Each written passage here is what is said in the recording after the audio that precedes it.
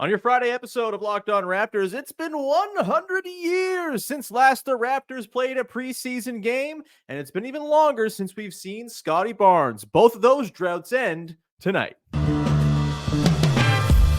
You are Locked On Raptors, your daily Toronto Raptors podcast, part of the Locked On Podcast Network, your team every day.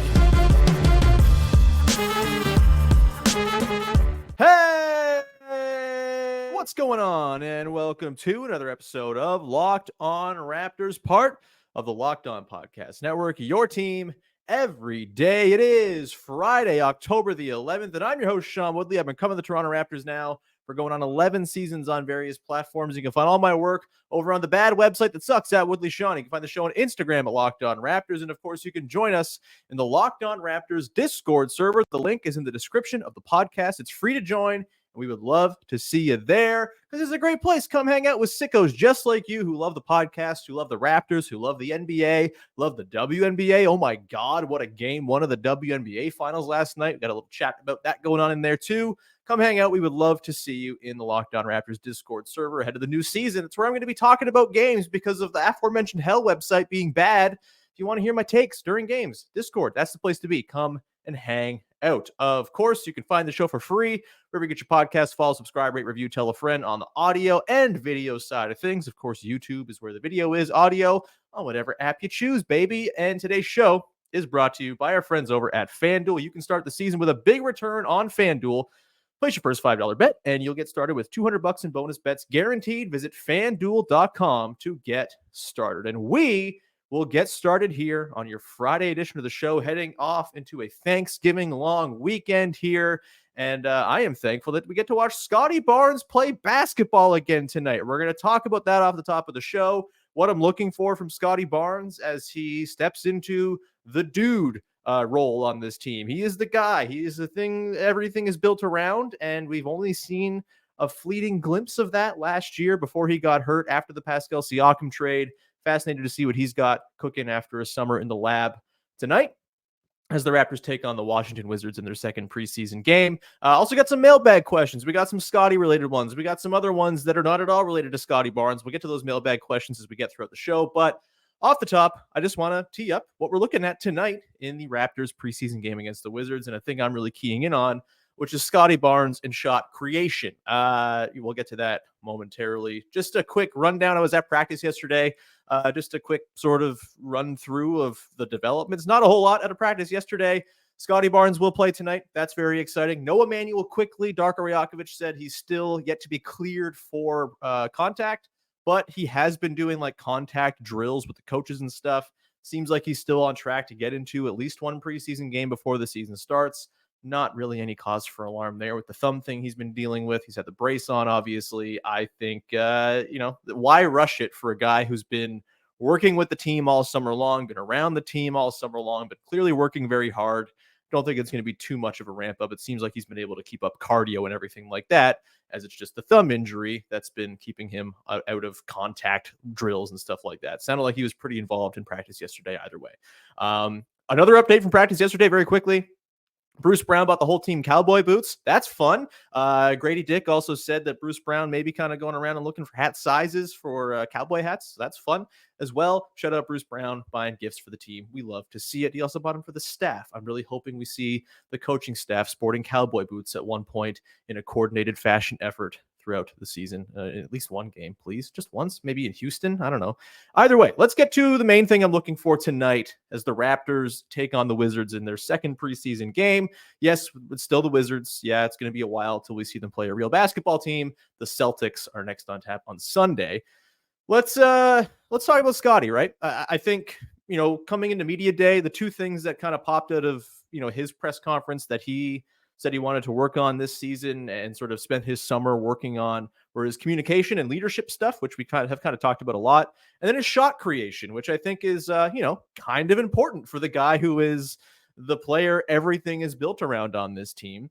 And this is going to be a fun season to watch Scottie Barnes kind of step into that role as the clear lead shot creator on this team after Pascal Siakam's departure last year. And obviously he's just getting older and more mature. He's going into year 4 it's time for Scottie Barnes to really flex and show, hey, like I can be the engine of a good NBA offense. We have not seen that yet. Talked about it yesterday on the show with Walker Mail from Locked On Hornets and sort of the comparison and contrast between LaMelo Ball and Scottie Barnes. Both guys have, I think, some questions coming into this year. I'm not like concerned about the questions regarding Scottie, but with LaMelo Ball, the quality of his play, his ability to guide NBA offense has not been the question. It's been health.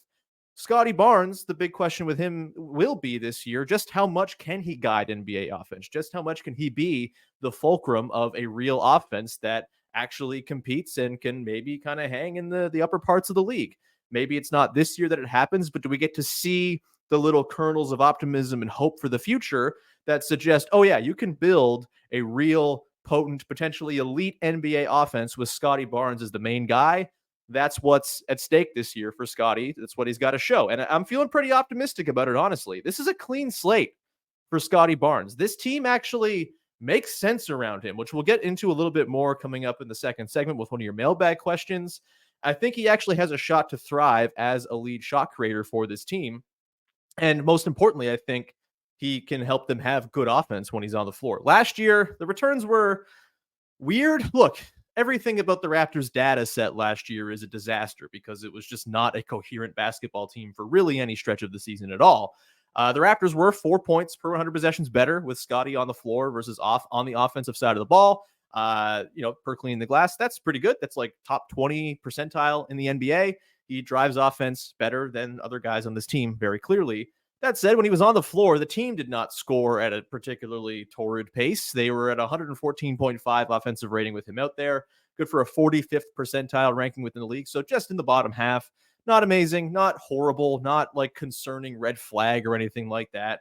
But when he was out there with good players and players who complement his skill set, the offense was pretty awesome. We'll get into some of those numbers a little bit later on too. I also think there's an element to Scottie Barnes's burden as the lead shot creator on this team that is, alleviated some by a couple factors. This is not a situation where Scottie has to be the progenitor of all offense for the Raptors. This is not a Luka Doncic situation where it's got to be Scottie every single time down the floor, creating the initial advantage and then either setting up for someone else or scoring himself. This is not going to be some heliocentric basketball team where everything is riding on Scottie Barnes being a truly elite top of the league shot creator.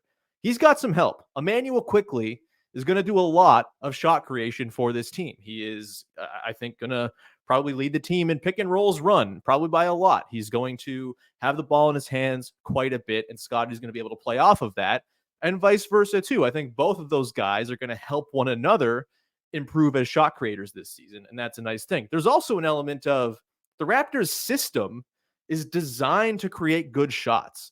Even when not so good players are running the system, they create good shots. They don't go in, or they didn't last year, but they create good shots. I've used this number before. They finished top 10 in the league last year in location effective field goal percentage per clean the glass, which is the quality. It's a shot quality metric, essentially. They have the 10th best quality of shots of any team in the league. They were 6th after the OG Anunoby trade from January 1st on. And so I do think there is something to the system itself aiding in the shot creation. And so again, it's not about Scottie Barnes having to do literally everything to make sure every possession results in a good shot. There can be possessions where Scottie doesn't touch the ball at all and they can get a good shot because that's just the way their system is set up. And you would hope that with better health and better players taking the shots, the offense can sort of start to match the quality of their shot diet and become something promising. I feel pretty good. I was talking yesterday with our pal Samson Folk from Raptors Republic. I think we both are in the camp that we think the Raptors have a shot to be a top half of the league offense this year. That's very exciting.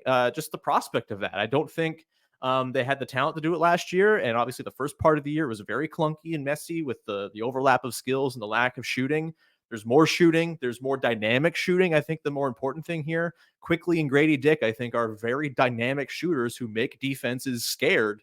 That's going to make things easier on Scottie Barnes as well when it comes to the shot creation burden. I think part of this for Scottie is going to be figuring out the play types he can lean on within the Raptors system. Again, a lot of the Raptors system is pre-prescribed. He's going to kind of walk into a lot of the sets and things that they've kind of preordained before games. But, what types of plays can he really excel at, and can they sort of work more of that into the mix that they throw out there? It's obviously a very diverse offense. They run all kinds of stuff, and it's not like it's going to be, again, it's not going to be Scottie Barnes running 100 pick and rolls a game or anything like that. But I think there is an element of, like, you got to figure out what he's good at, right? I think all coaching is really about figure out what a guy's good at and have him do that thing, and you're probably going to have pretty good results. I think because the data from last year is such a mess, we don't quite know just yet what types of play type are going to be where Scottie Barnes really butters his bread. I think, the typical stuff you see from lead creator types was kind of a mixed bag last year, mostly a not very good bag. He was 18th percentile as an isolation player last year per NBA.com, just 1.7 attempts a game, so not a ton, but he was just not someone who did a whole lot in isolation last year. Thankfully, the Raptors offense is not super ISO heavy, so I don't think that's too much of a concern for Scottie Barnes' shot creation this year. Maybe it's something for down the line, playoff proof, type stuff down the line. You want to be a good isolation player in the highest leverage of games, but walk before you can run. Take some baby steps first. We'll worry about that when we get to it. When it comes to pick and roll playmaking as a ball handler last year, 48th percentile, so just in the bottom half. I think that's actually encouraging considering the context of the team he was playing in was a disaster. He only ran 3.3 pick and rolls a game as a ball handler, so not super high sample, very noisy data set because of the team context. Like, pick and roll ball handler numbers, I feel like, are probably the noisiest set of play type data, just because it involves so much going on and it's so dependent on the context around that pick and roll in the middle. And so I'm pretty encouraged that he was around middle of the league when it comes to pick and roll creation. We'll get into some of that coming up in just a second. I think there's a lot of pick and roll possibility with Scottie Barnes based on the supporting cast he has. He was 42nd percentile on post-ups, around 2 a game. Probably won't be a huge part of things as well. But again, like, he draws a lot of attention when he's within 8 feet of the basket. Maybe that's something they can weaponize a little bit more. And with better shooting around him and better space, maybe that's something that upticks as well. Again, all these numbers are very noisy. They don't really consider the whole team context around the play. A lot of it's just like, did the guy score on that possession? And so it's very, very noisy. But figuring out the types of play types that Scottie Barnes is best at, that is going to be a huge part of the sort of information gathering of this season. Pick and roll creation feels like, to me, the place where there's the most to gain here. And that's going to head us into segment number 2. I want to get to that in the context of one of our very good listener mailbag questions that came in. We got a whole bunch of those to get to as well after that. We'll do that coming up in just one sec. Today's show is brought to you by our pals over at Game Time, the single best place to buy tickets for the sports, concerts, comedy events, theater shows you want to go to. It's great. I use Game Time all the time, and I cannot recommend it enough. They have a new feature called Game Time Picks that makes getting tickets for your favorite live events even easier. Game Time Picks filters out the fluff to show you only incredible deals on great seats, so you don't have to waste time searching through thousands of tickets. I promise you, you're going to be very happy if you use Game Time to go to the sporting events you want to go to. Maybe you are trying to get to a Leaf game. Look, super pricey. I can't promise they're not going to be Leaf ticket prices on Game Time, but they're going to help you find the best deals available in the arena. Same goes for Raptors games. Same goes for PWHL games when that season kicks up very soon as well. Go check out Game Time. They have seat views. If you've never been to a venue before, super valuable, so you know exactly what you're going to see. The lowest price guaranteed. Awesome ticket coverage. It's all there for you. Take the guesswork out of buying tickets with Game Time. Download the Game Time app.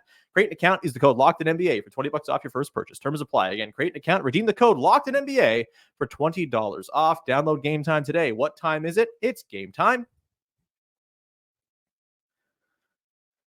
Back at it here on your Friday edition of Locked On Raptors, looking ahead to the Raptors preseason game tonight, and more so to the shot creation journey of one Scottie Barnes. And picking up on the thread we left off in the first segment, want to get into our mailbag questions for today. Again, lots of great questions came in.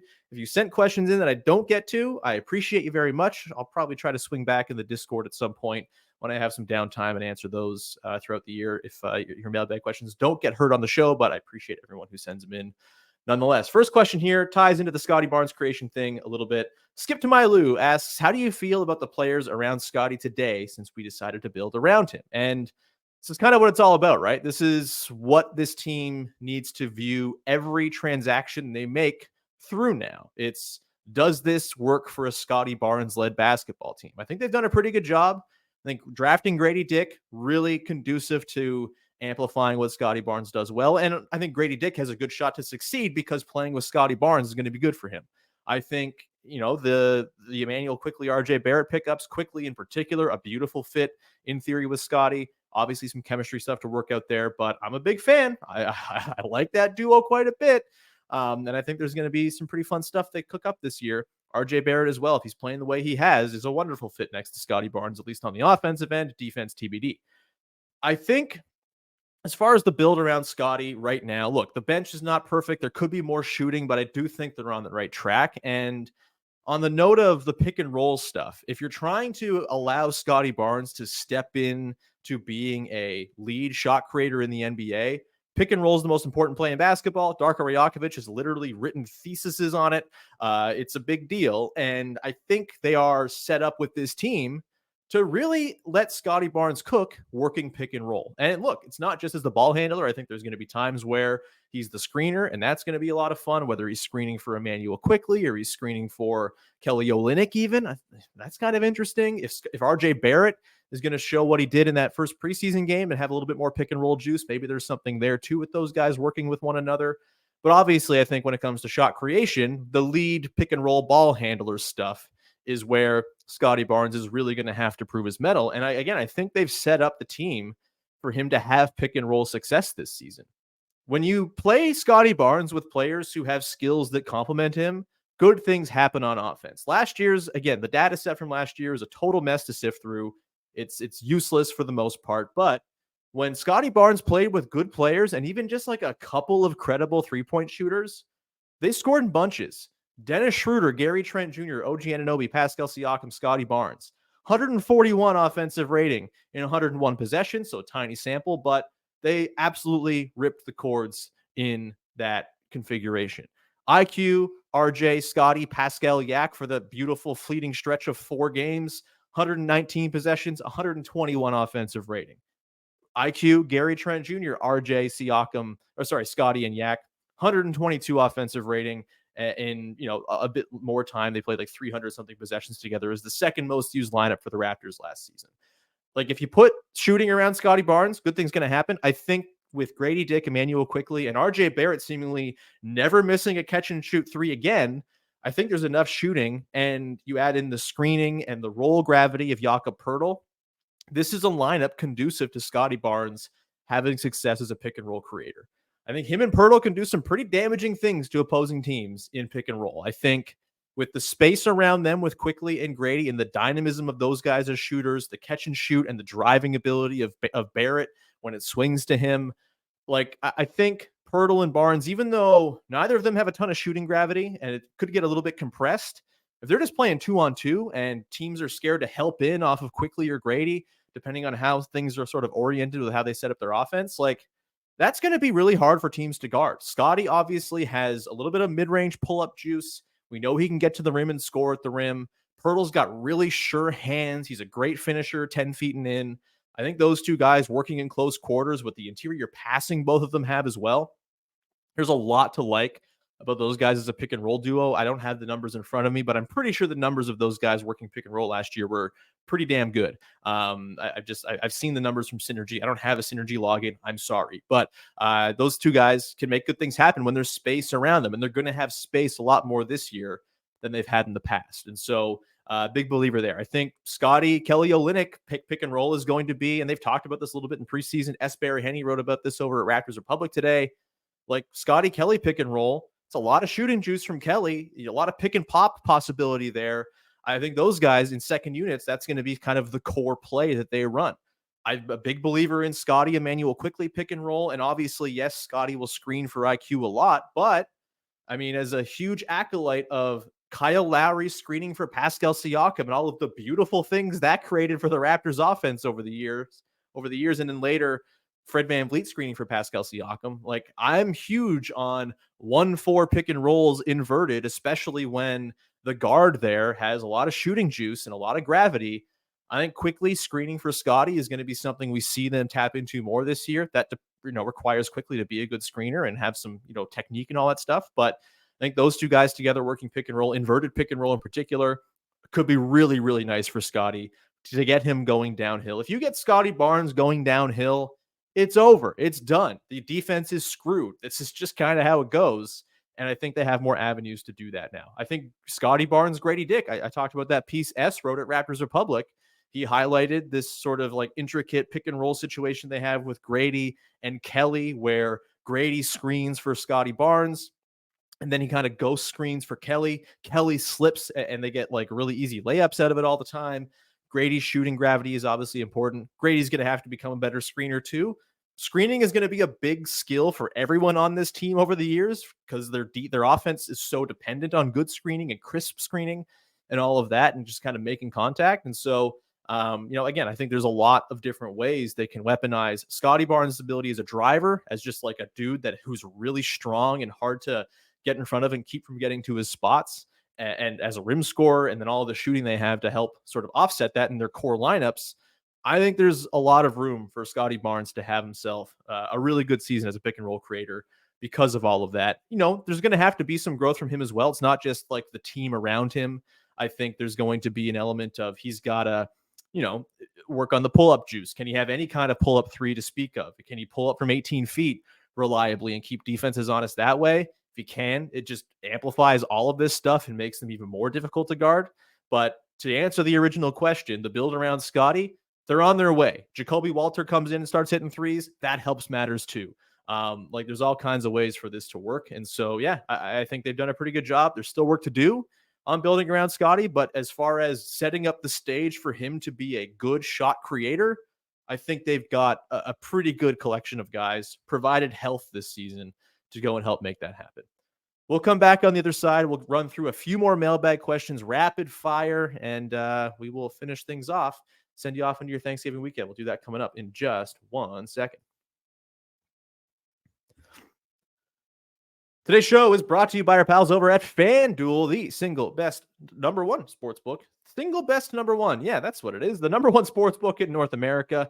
And NFL fans, you can start the season with a big return over on FanDuel. When you get a hunch in the middle of a game, you can check out the latest stats, view live play-by-play, and so much more on the same page where you place your bets. You'll get started with $200 in bonus bets guaranteed when you place your first $5 bet. That's FanDuel.com. Of course, it's not just the NFL where you can make those live in-game bets. Maybe you were watching the WNBA finals last night in game one when the Lynx were down 18 and threw a little money on the Lynx to go and come back. You would have won money, I bet, and probably some decent money if that was the case.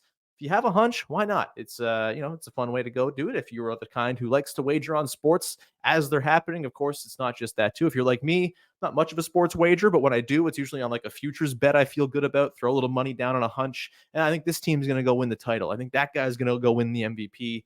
And you can do that with your bonus bets you get with just one $5 bet, win or lose, over on FanDuel. So go visit FanDuel.com, the official sportsbook of the Locked On Podcast Network.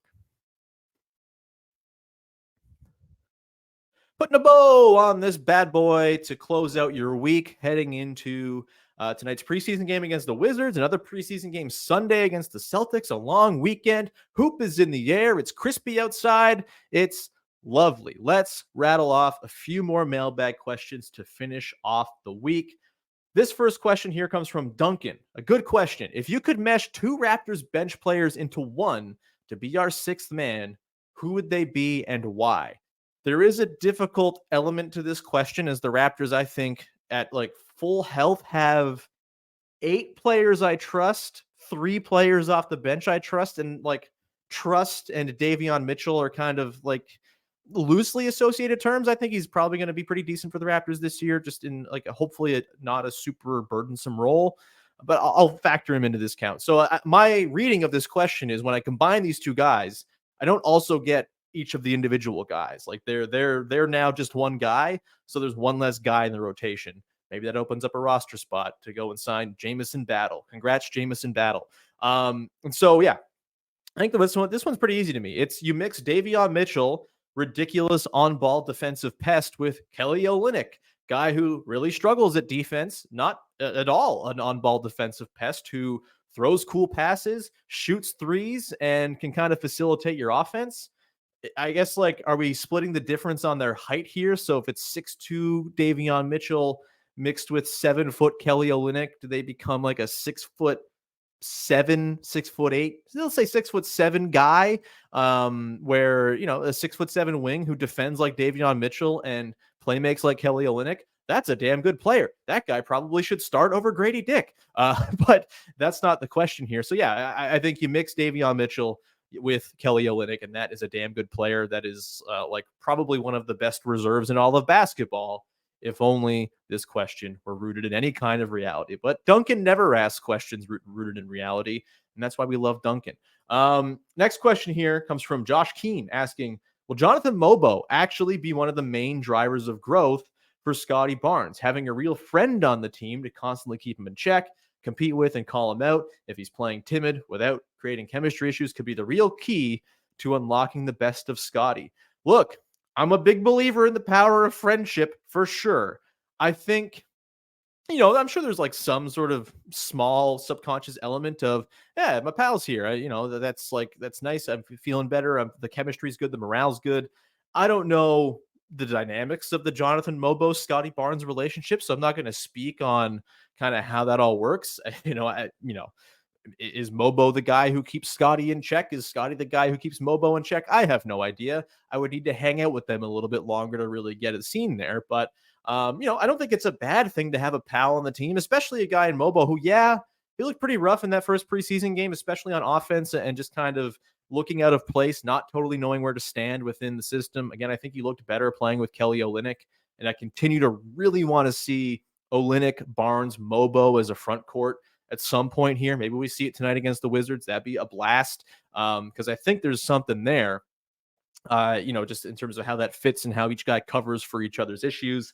You got some decent size there. You have some rim protection in Scottie. You got rebounding in Mogbo. Like, I think there's something there. But I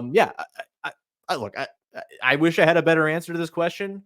I believe in the power of friendship, though. So yeah, like friendship and good vibes for a losing team. That's probably going to be what the Raptors are, of course. I don't think you can go wrong with, kind of liking each other. And it really does seem, and I know this feels like it's a common thing through most preseasons, although I wouldn't say the Raptors of the last couple of years have given off the vibe that everyone's hunky-dory and in love with one another. It's been a little while since we had that kind of vibe.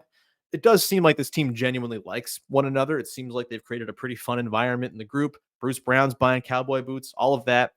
So yeah, Mogbo and Scottie having their little friendship dynamic can't be a bad thing, I would say. And having your friends call you out and hold you to account, that's what good friends do. So here's hoping that they're good friends to one another.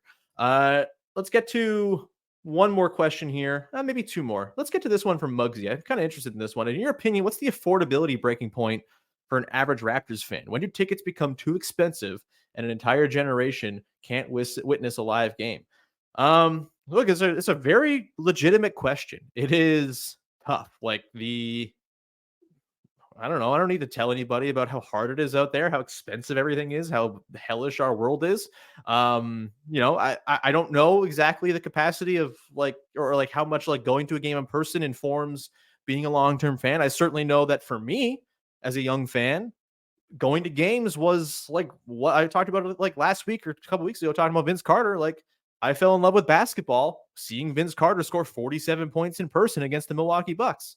There is an element of being there and the magic of it. And I would hope that the Raptors understand that. I don't necessarily think Rodgers cares all that much about the affordability. People are going to pay the prices. It's a big city. A lot of people have money. It's a bummer. I do think it's sort of not just for the Raptors, but one of the more existential questions for professional sports itself is, where does your fan base go if people can't go to games? I think, different sports, it's, different prices. I know NFL tickets can get pretty crazy. I know in some NBA markets, it's super easy to go to a game, and that's great. Like, I get very jealous when I'm watching a Pelicans game on League Pass and I'm seeing tickets promoted. 4 tickets and 4 meals for your family for $80. Yeah, like there should be more like that. And that I wish that these sort of gigantic corporations would have the foresight of the long-term value that can come from letting people in the door for cheap, as opposed to maximizing the amount of money you're making on every single seat in the house. That's not how the world works. It sucks. I wish it didn't work that way.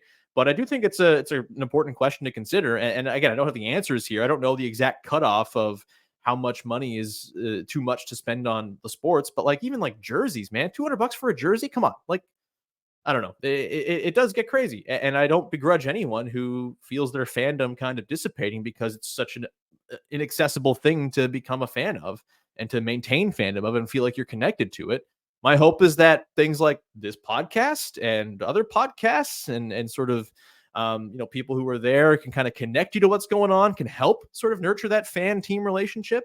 Not that I'm paid by the team or anything to nurture the relationship, but I do think, for me, like the sports teams I like, a way I stay connected to them is listening to people who I like fancy my internet friends talk about the team. Like, I think there's something there. So maybe the shape of the relationship between fans and teams changes over time. And look, they're still watching games. I still love watching games.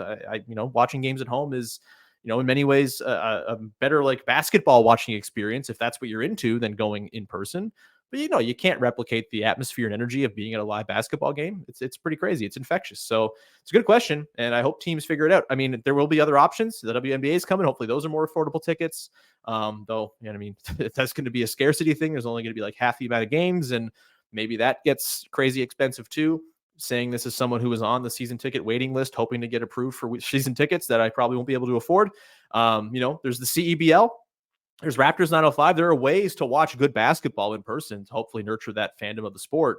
And maybe that becomes a way some people really kind of scratch that itch. But yeah, I wish it was more accessible for everyone to be able to go to a Raptors game because I think there's a big fandom that became fans way back in like the 2000s when the team was terrible and the Sprite Zone was a thing and you could go to games for pretty cheap. You get season tickets for pretty cheap, honestly. And so hopefully, there's a bubble to be broken here when it comes to the sports unaffordability complex, but I don't have all that much hope because the world is hell. Let's wrap it up here with Cody asking, with the fate of the universe on the line, any Raptor in history has to hit a free throw to save it. Who's taking the shot? An excellent question. In line with the world being hell, I suppose there is the answer that's like the nihilist answer here, where it's just like, let's just end it now. Let's get it over with. Let's stop with this slow decline and just bring it all to a close. And if we're going to do that, the Toronto Raptor, who played at least a half season with the Raptors and had the lowest free throw percentage, is our pal Joey Dorsey. Shout out Joey Dorsey, the most muscled man in Raptors history. 44% from the line, 31 of 65 back in his time with the Raptors. I think in 2011-12, I want to say. It was the early Dwayne Casey or late Jay Triano era. Either way, he's my pick because it's probably better if we just end it all now. The actual answer is Jose Calderon, of course, back in his glorious 2008-09 season, shot 98% from the line, 151 of 154.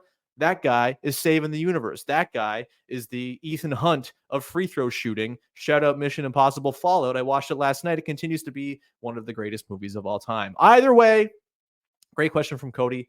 That's going to leave it there kind of on a fun note or a really upsetting note if you want Joey Dorsey taking your free throw to save the universe.